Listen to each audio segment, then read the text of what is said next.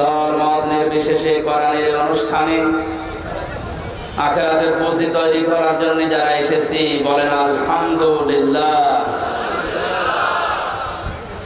বিশ্বনবী জানিয়েছে কোরআনে কারিমের জন্য যে সময়টুকু মানুষ দুনিয়ায় ব্যয় করবে, মরণের পরে ওই সময়ের ওই সম্পদের হিসাব আল্লাহ নেবেন না।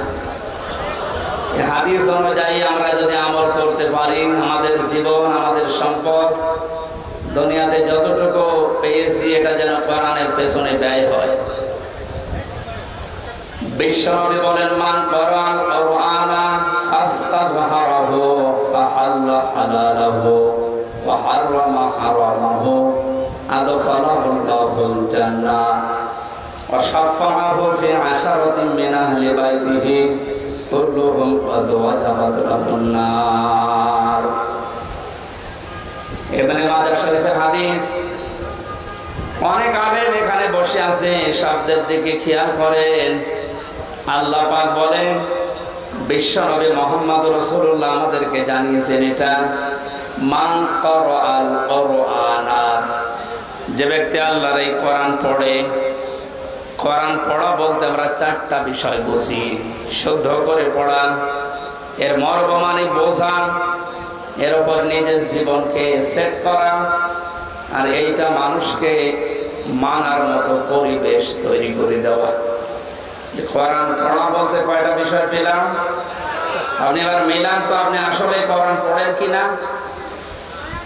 মাহফিলের সভাপতি, প্রধান অতিথি সহ যারা এসেছি যদি জিজ্ঞাসা করেন কোরআন পড়েন, এক বাক্যে আমরা বলবো হ্যাঁ আমরা কোরআন পড়ি। করা শব্দটার ব্যাখ্যা নবীজি বলেন পড়া কোরআনে তিনটা শব্দ আল্লাহ দিয়েছেন কোরআন পড়ো এ ব্যাপারে। কয়টা?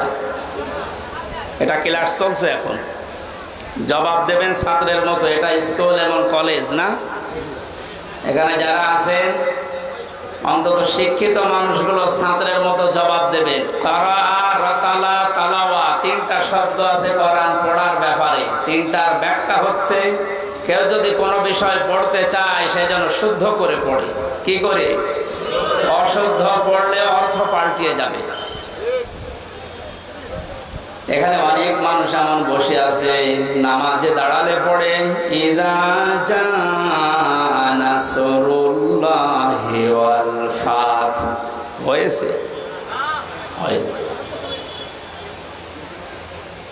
এখানে সোয়াদ আছে, নাসর মানে সাহায্য, আর নুন সিন র নাসর মানে ঈগল পাখি।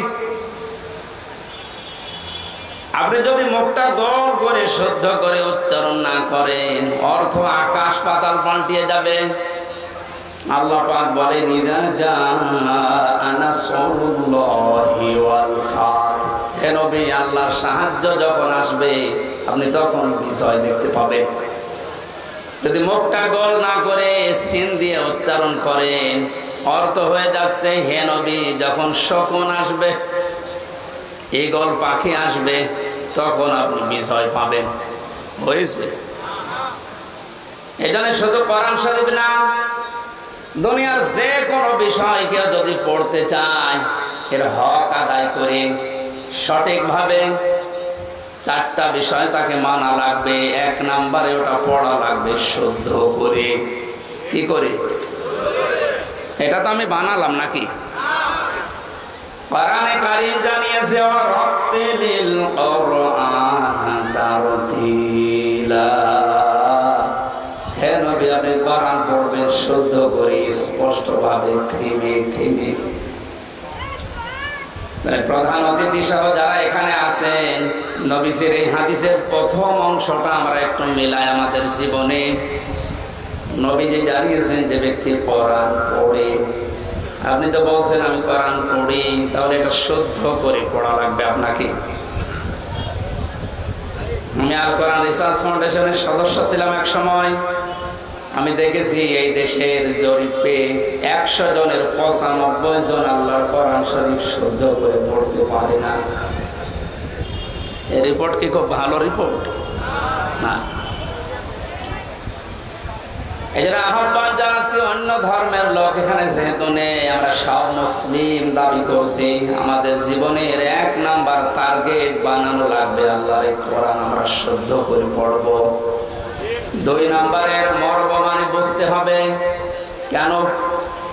কোরআনে কারীম জানিয়েছে ওয়াইদা সামিউ মা উনজিলা ইলার রাসূলি তারা আ'য়ুনাহুম তাফিদু মিনাদ দামি মিম্মা আরাফু মিনাল হক ইলা আখির আয়াত। সূরা মাইদা 7 নাম্বার পারার 1ম নাম্বার পৃষ্ঠার 1ম নাম্বার লাইনের 83 নাম্বার আয়াতের প্রথম অংশে আছে। এটা তাফসীরে ইবনে কাসিরে পাবেন।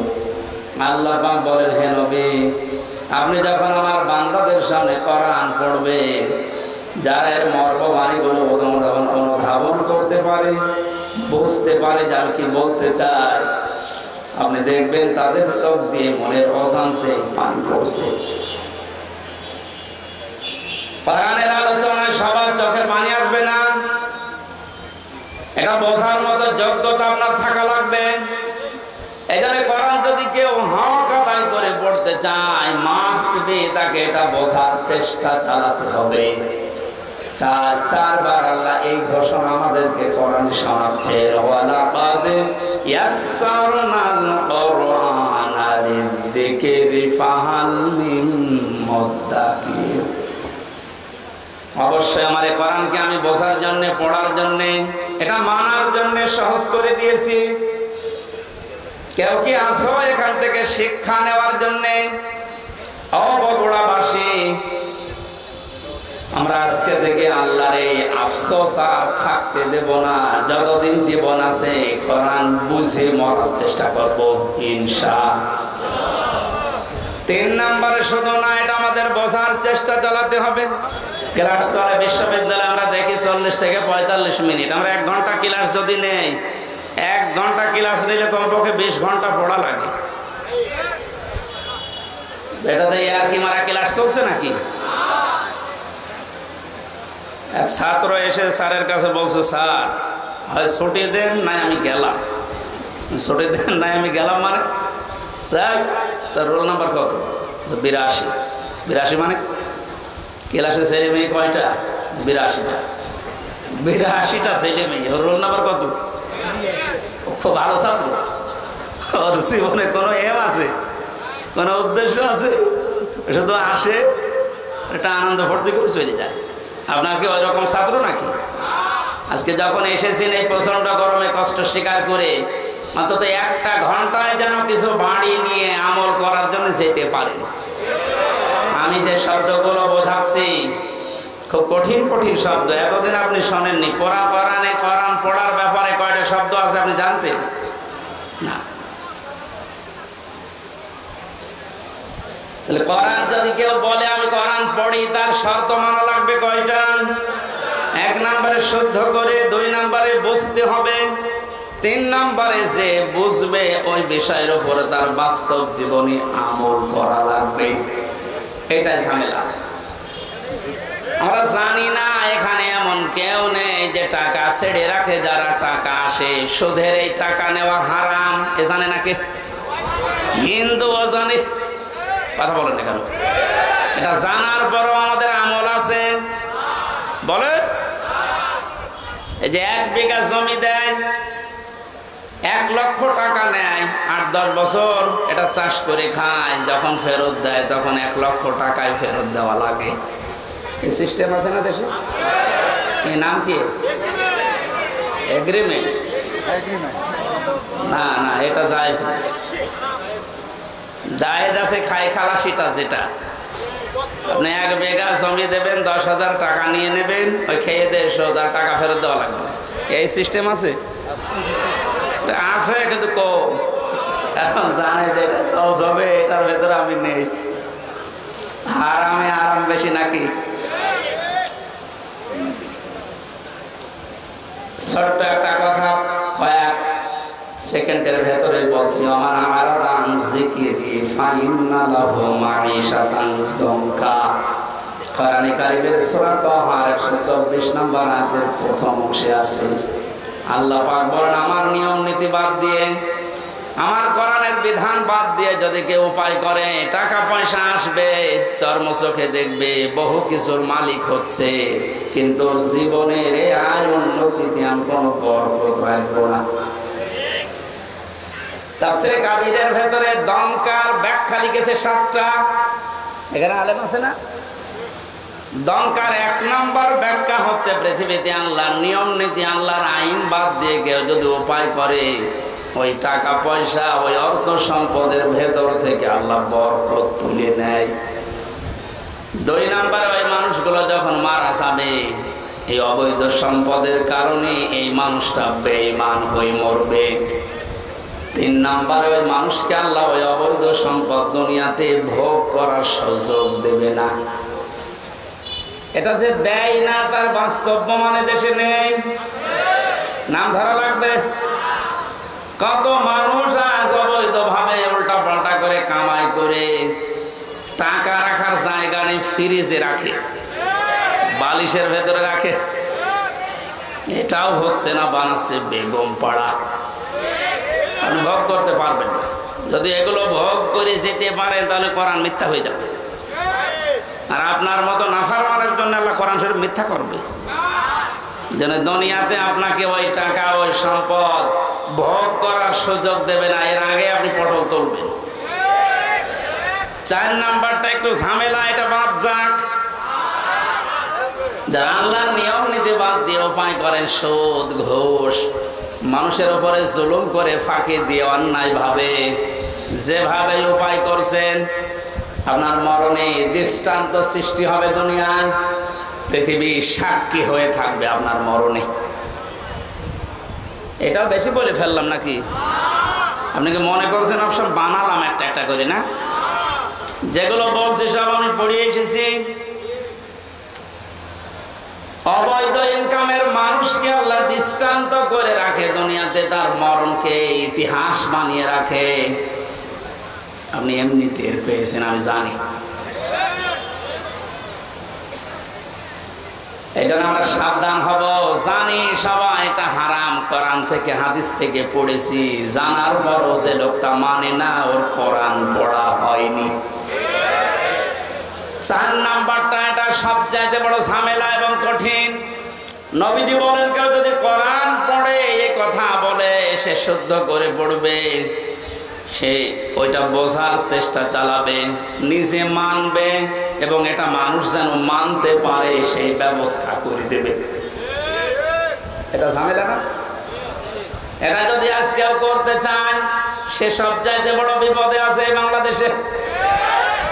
আমি কোরআন পড়ি, আমি শুদ্ধ করে পড়ি, আমি বুঝি, এবং আমি যতটুকু বুঝি অতটুকু মানার চেষ্টা চালাচ্ছি, অসুবিধা নেই। 4 নাম্বারটা, আমি যতটুকু মানি এটা মানুষ যেন মানতে পারে, ওই ব্যবস্থা আমি করে দিতে চাই।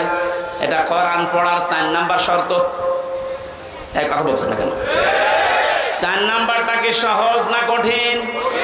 এটা করতে গেলে আজ পদে পদে বিপদ। তাহলে 4টা শর্ত যারা মানে না, ওদের কোরআন পড়া হচ্ছে।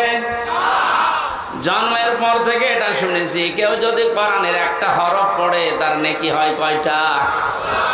হ্যাঁ, আপনার পড়া কবার পড়ার মতো হওয়া লাগবে। আপনি যদি আমার ছোট মেয়ের মতো পড়েন, ওর বয়স 4 বছর, ও তো পড়ে, ওই 1 লাইন পড়তে গেলে 1 লাইনে যদি 10টা শব্দ থাকে 9টা ভুল করে, ওর পড়া হচ্ছে। তা আপনার পড়াও তো এরকম হয়ে যাচ্ছে।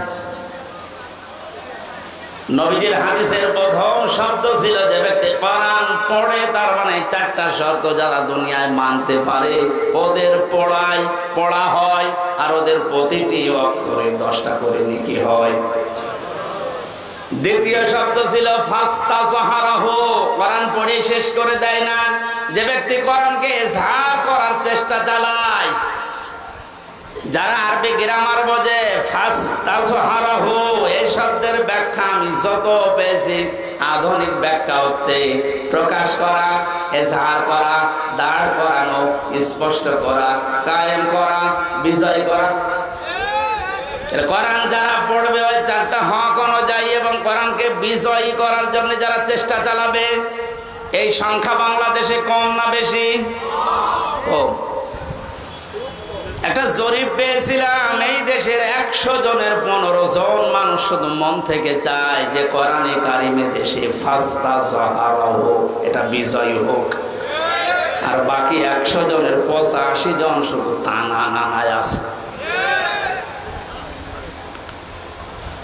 দ্বিতীয় পয়েন্টটা হচ্ছে না। 3 নম্বরে কি ছিল? ফাহাল্লা হালালাহু ওয়া হারামা হারামাহু। যে ব্যক্তি কোরআনকে ইজহার করতে পারে, এই ব্যক্তি হালালকে হালাল মানবে, হারামকে হারাম জেনে ছেড়ে দেবে। আদখালাহুল্লাহুল জান্নাহ, নবীজি বলেন আল্লাহ তাকে জান্নাতে দিয়ে দিয়েছে। না জান্নাতে দেবে?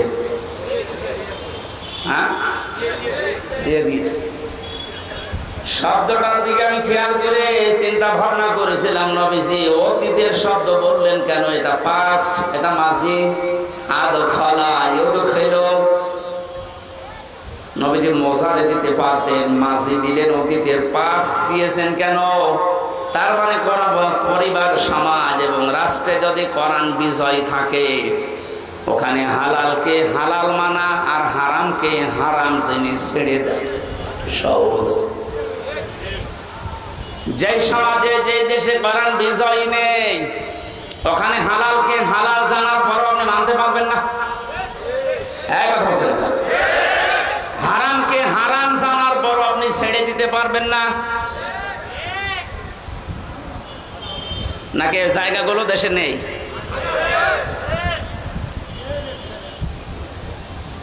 এই জন্য প্রতিটি শব্দের আগে দেখবেন ফা দেওয়া আছে। মান ক্বারাল কুরআনা ফাস্তাযহারাহু ফাহাল্লা হালালাহু, সব ফা দিয়ে আরম্ভ। ফায়ের ব্যাখ্যা আছে। ফা শব্দটা আরবি গ্রামার অনুযায়ী 19টা অর্থে ব্যবহার হয়। এখানে যে ফা দিয়ে নবী যে বাক্যগুলো আরম্ভ করছেন, প্রতিটির পেছনে লুকিয়ে আছে আগেরটা যদি মানতে পারো পরের ফল দেখতে পাবে। তা আপনি কোরআন পড়ছেন কি করে? আপনি নিজে এবার টের পান 4টা শর্ত মিলছে না। কোরআনকে ইজহার করার জন্য, বিজয় করার জন্য আপনার কোনো কার্যকারী ভূমিকা নেই। তাহলে হালালকে আপনি হালাল জেনে মানবেন কি করে? হারামকে হারাম জানার পরে ছেড়ে দেবেন কি করে? আদখালাহুল্লাহুল জান্নাত পরে, এরপরে শব্দে বেশি ওয়াশাফাহু ফি আশারাতিন মিন আহলি বাইতিহি কুল্লুহুম ক্বাদ ওয়াজাবাত লাহুন নার। বিশ্বনবী বলে, সত্যি যদি আল্লাহ রাব্বুল আলামিনের হারামকে হারাম জানার পরে তুমি ছেড়ে দিতে পারো, হালালকে হালাল জেনে আঁকড়িয়ে ধরতে পারো, আল্লাহ তোমাকে শুধু জান্নাতে দেবে না, তোমার সুপারিশে পরিবারের 10 জন মানুষকে জান্নাতে দিয়ে দেবে। যাদের উপরে জাহান্নাম অবধারিত হয়ে গিয়েছিল, যে কোরআন শুনতে এসেছে আপনি বুঝলেন এর মর্যাদা কোথায়? আল্লাহ পাকে হাদিসটা আমাদের প্র্যাকটিক্যাল লাইফে সেট করার তৌফিক দেন, বলেন আমিন। দরুদ আর সালাম পড়ছে আমাদের নবী মুহাম্মদ রাসূলুল্লাহ সাল্লাল্লাহু আলাইহি ওয়াসাল্লামের প্রতি। মহান আল্লাহ তার যে সমস্ত নাম আছে, এই নামগুলো দুনিয়াতে কয়েকটা নবীর নামের শেষে দিয়েছেন। তার ভেতরে আমাদের নবীকে আল্লাহ দিয়েছেন রাউফুর রহিম, খুলুকিন আযীম। ইব্রাহিম নবী আলাইহিস সালামকে, ইসমাইল নবীকে দিয়েছিলেন গোলামিন হালিম, আমার সহনশীল বান্দা। ইসহাক নবীকে ডাক দিয়েছিলেন গোলামিন আলিম, আমার জ্ঞানী বান্দা। আর মুহাম্মদ রাসূলুল্লাহকে দিয়েছেন খুলুকিন আযীম, আমার মহান বান্দা। এত বড় চরিত্র আমার নবী মুহাম্মদ রাসূলুল্লাহকে আমি দিয়েছি, কিয়ামত পর্যন্ত মানুষ শুধু অনুসরণ করে যাবে, এর কোল কিনারা খুঁজে পাবে না। বলে সুবহানাল্লাহ। সেই নবীর আদর্শ আজ আমাদের সামনে পড়ে আছে।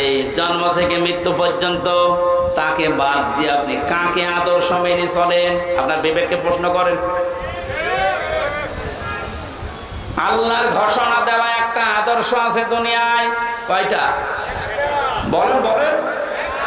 আল্লাহ নিজে ঘোষণা দিয়েছেন যে এই আদর্শটা মেনে চলো। ইয়াসিন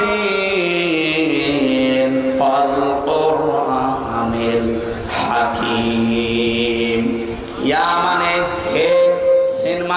সাজ্জেদ। আল্লাহ পাক জানাতে চেয়েছেন, হে নেতা, দুনিয়াতে আল্লাহর ঘোষণা দেওয়া নেতা আদর্শ মাত্র একটা, তার নাম মুহাম্মদুর রাসূলুল্লাহ। আল্লাহ রাব্বুল আলামিন পুরা কোরআনে নবীকে 7টা নামে বিশেষভাবে ডাক দিয়েছেন। তার ভেতরে ইয়াসিন, তাহা, মুহাম্মদ, আহমদ, আব্দুল, মুজাম্মিল, মুদাসসির। বগুড়াবাসী, বিবেক যদি থাকে আজকেই কাজে লাগাবেন। আল্লাহর ঘোষণা দেওয়া নেতা আদর্শ যার নাম তিনি জানিয়েছেন মুহাম্মদুর রাসূলুল্লাহ, সেটা বাদ দিয়ে যদি পৃথিবীর কাউকে আপনি অনুসরণ করেন, অনুকরণ করে চলেন, আপনি মরতে দেরি, জাহান্নামে যেতে দেরি হবে না। এইটা আমি বানালাম না, এটা আমি বানিয়েছি। ইমাম বুখারী রাহমাতুল্লাহ আলাইহি বুখারী শরীফ লেখার আগে একটা কিতাব লিখেছেন, আল আদাবুল মুফরাদ। এখানে একটা হাদিস তিনি এনেছেন, 6 প্রকার মানুষকে আল্লাহ বিনা বিচারে, বিনা হিসাবে, কোনো হিসাবও নেবে না, বিচারও করবে না, মরণের পরে তাদেরকে আল্লাহ জাহান্নামে পাঠিয়ে দেবে। তার 3 নাম্বারেই তারা দুনিয়াতে যাদের আদর্শ মুহাম্মদুর রাসূলুল্লাহ ছিল না। এই হাদিসটা কোরআনের সূরা ইয়াসিনের ইয়াসিন, এর ব্যাখ্যা তাফসীর পড়ার পরে আমার বড় ভয় হচ্ছে। এই পৃথিবীতে হাজারো মানুষ মুহাম্মদুর রাসূলুল্লাহর আদর্শ না মানার কারণে জাহান্নামে যাচ্ছে। আল্লাহ তুমি আমাদেরকে বাঁচাও, বলেন আমিন। আমি এটা বলে আপনার ক্ষতি করে ফেললাম? হ্যাঁ, আপনি তো ধরা খাবেন। চোখ বন্ধ হওয়ার পরে আপনি এখনই ধরা খাবেন। নবীজির একটা কথা 100 ভাগের 1 ভাগও মিথ্যা নেই।